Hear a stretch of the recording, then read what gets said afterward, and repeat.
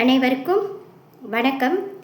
குழந்தை பருவத்திலிருந்து இளமை பருவத்திலிருந்து வாழுற வாழ்க்கை பருவத்தில் வரைக்கும் எதுவும் கிடைக்கல, எதுவும் அனுபவிக்கல, வாழ்க்கையில் எதுவுமே இல்லை, ஒரு விரக்தியில் இருப்பீங்க.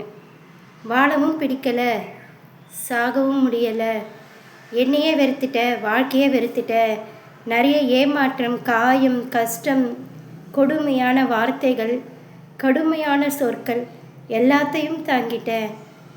எனக்கே பிடிக்கலை, எனக்கு உயிர் வாழ பிடிக்கல அப்படின்ற அத்தனை பேருக்காகவும் யாருமே கொடுத்துருக்க முடியாத ஒரு மோட்டிவேஷனல் ஸ்பீச் சொல்கிறேன். என் சொந்த வரிகள் எழுதினது. இது எல்லாருக்கும் பொருந்தக்கூடியது.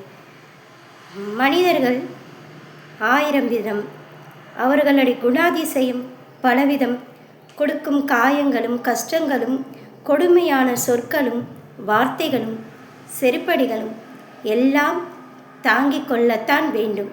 மனிதர்கள் நடுவில்தான் மனிதர்கள் வாழுகின்றோம்.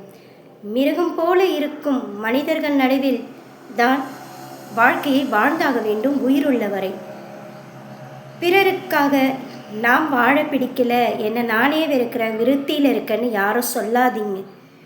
உங்களுக்காக யாரும் இல்லைன்னா பரவாயில்ல. தோளில் சாய்ந்து தாங்கிக் கொண்டு கண்ணீரை துடைக்கவும் ஆறுதல் சொல்லவும் மனிதர்கள் இல்லையா பரவாயில்ல. கத்தி கதறி தன்னுடைய கஷ்டத்தை காது கொடுத்து கேட்க மனிதர்கள் இல்லையா பரவாயில்ல. ஆறுதல் சொல்லவும் நமக்கு தேத்தி முன்னிற்கு கொண்டு வரவும் பக்கத்தில் ஆள் இல்லையா பரவாயில்லைங்க.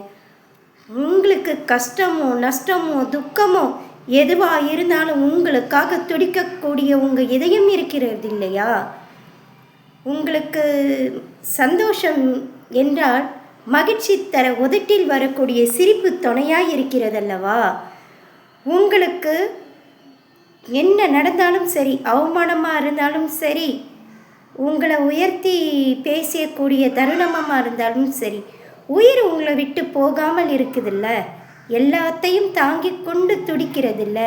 அப்போது உங்களுடைய புன்னகைக்காகவும் உங்களுடைய இதய துடிப்புக்காகவும் உங்கள் சுவாச காற்று உங்களை விடாமல் தொட்டு கொண்டு ஆறுதல் சொல்லி தழுவி கொண்டிருக்கிறதல்லவா? இந்த மூச்சு காற்றுக்காகவும் ஏன் வாழக்கூடாது? எதற்கு வாழணும் என்ற எண்ணம் வரக்கூடாது? முதலில் இதை யோசித்து பாருங்கள். உங்களை நீங்களே நேசித்து பாருங்கள்.